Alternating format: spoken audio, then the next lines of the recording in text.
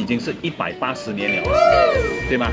我们不是说等10年才有一个九运哦，各位，一个运哦，比如说啊九运啊，九运是从什么时候开始呢？九运是从2024年到2043年嘛，对吗？20年哦。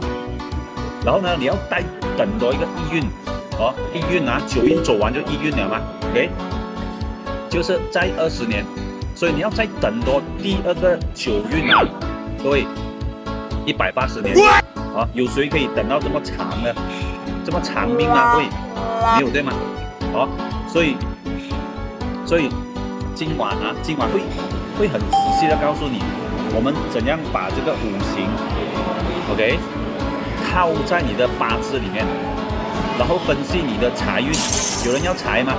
财运，有人想要事业比较好吗？或者有谁要桃花的朋友？